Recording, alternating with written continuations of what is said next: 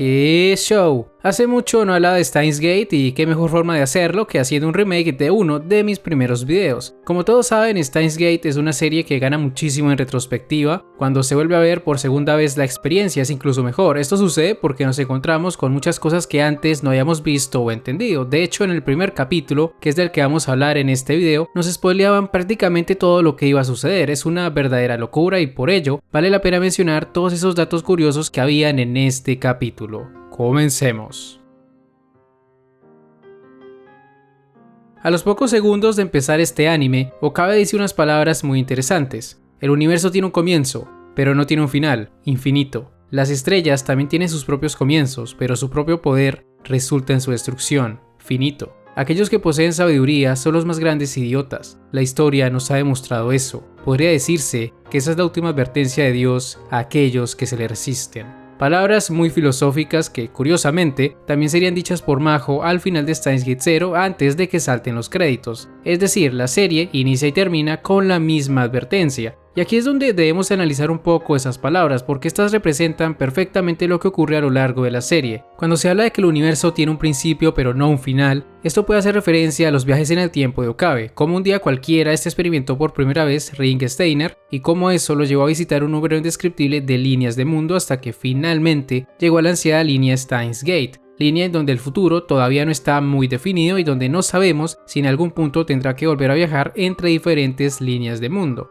La segunda frase, la de las estrellas y cómo su poder las conduce a su propia destrucción, también puede hacer referencia a Ring Steiner, como este poder que en teoría parece un don, el cual le permite a Okabe mantener sus recuerdos a través de las diferentes líneas, al final casi lleva al protagonista hacia su propia locura. De hecho, si no es porque sus amigos intervienen, el pobre Okabe habría terminado bastante mal. Por último, la frase sobre las personas con sabiduría hace referencia a cómo el conocimiento y descubrimientos de personas como Okabe, Kurisu y Daru llevaron al mundo hacia diferentes futuros caóticos, ya sea la distopía de CERN o la Tercera Guerra Mundial, eventos que fueron provocados por la existencia de la máquina del tiempo que ellos mismos crearon.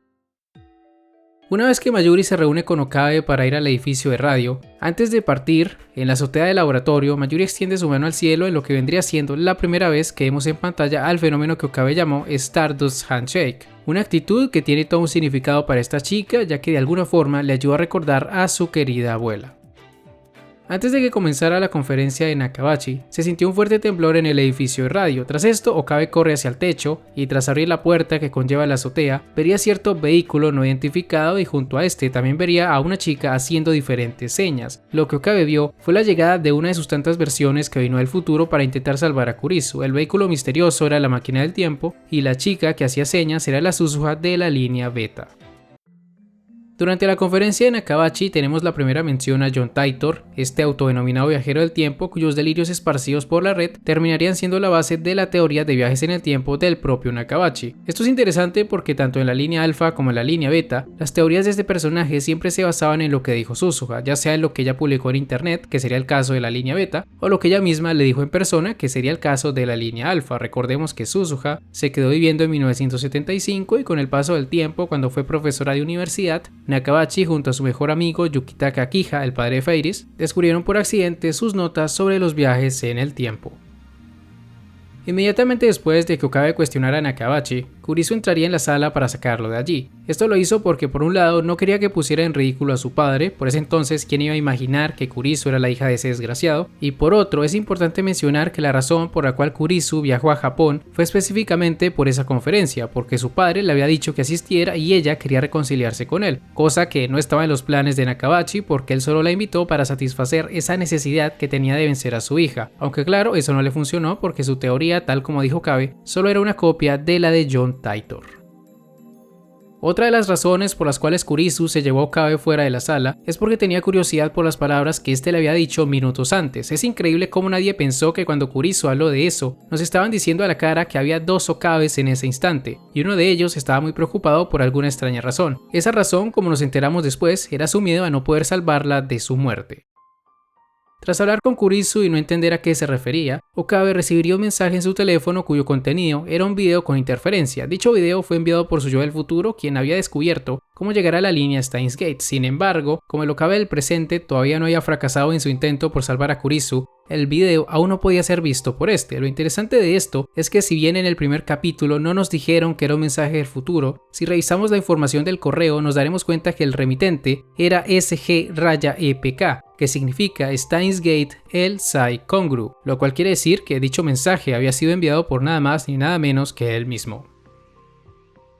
Luego de no entender el video, Mayuri se encontraría con Okabe para decirle que pese a buscar por todos lados, no logró encontrar su upa de metal. Dicho upa había sido encontrado previamente por Kurisu y sería el objeto que indirectamente causaría la Tercera Guerra Mundial. Esto porque al ser de metal, la teoría que llevaba Nakabachi, teoría que le robó a Kurisu, no pasaría por el detector de metales y de esa forma no sería llevada en la bodega del avión que curiosamente terminaría incendiándose cuando Nakabachi se disponía a escapar a Rusia.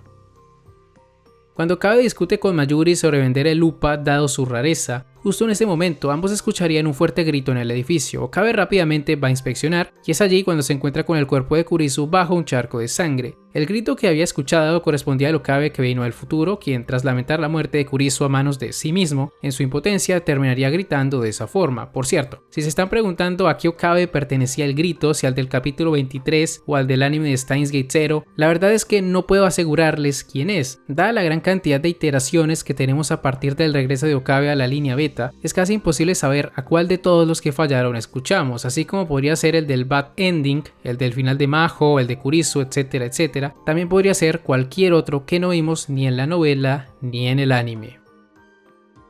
Tras salir del edificio de radio, Okabe le envió un mensaje a Haru informándole sobre la muerte de Kurisu, mensaje que terminaría convirtiéndose en el primer email y el cual lo trasladaría de la línea beta hacia una línea alfa con un porcentaje de divergencia de 0.57. Además es curioso cómo este mensaje es rápidamente olvidado no solo por el protagonista sino también por nosotros, ya que cuando llega el momento de eliminarlo, pese a que ya nos lo habían mostrado en el primer capítulo, todos reaccionamos de la misma forma que el protagonista.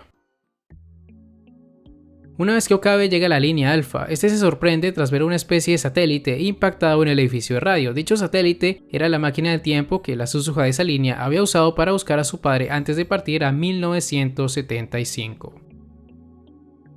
Un dato muy interesante es que mientras Okabe hablaba con el Pac-Man, Mayuri sugiere la posibilidad de que ellos sean un juego a los ojos de ese personaje o de alguien más. Esto puede parecer algo sin importancia, pero en la última novela de las Science Adventures, Anonymous Code, novela que está cerca de estrenarse, cerca de salir en Japón, se baraja la posibilidad de simular mundos en el futuro. Por ahora se desconoce si Steins Gate es parte de esa simulación o si dicha simulación es lo que ocurre en el futuro de esta historia. Después de todo, la simulación de la que se habla en Anonymous Code sucede luego del 2030. El año desde donde Suzuha siempre viaja hacia el pasado.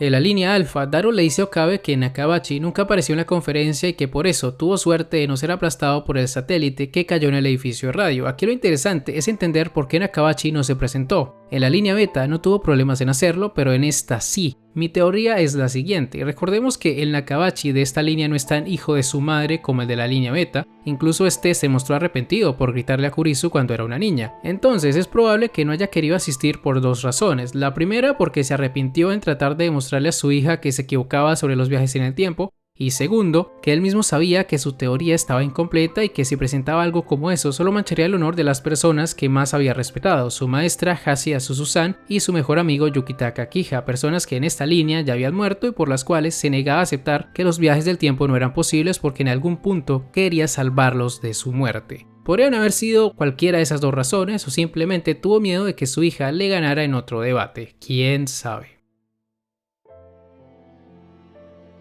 Después de todo lo que mencioné, queda bastante claro por qué el primer capítulo de Steins Gate es uno de los mejores del anime, a pesar de que se nos escupe a la cara todos los spoilers fuertes en un solo capítulo, debido a la falta de contexto y a la rapidez con la que se desvía la atención hacia otras cosas. Véase por ejemplo la llamada de Mayuri cuando Okabe ve a Suzuha, o el darle más importancia al precio del upa que a su pérdida. Todo eso hace que el espectador olvide fácilmente lo que vio. Y cuando llega el momento de tenerlo en cuenta, como cuando Okabe debe deshacer el último D-Mail, algo que en teoría ya sabíamos, pues eso resulta como una total sorpresa y termina convirtiéndose en uno de los momentos mejor logrados de esta historia.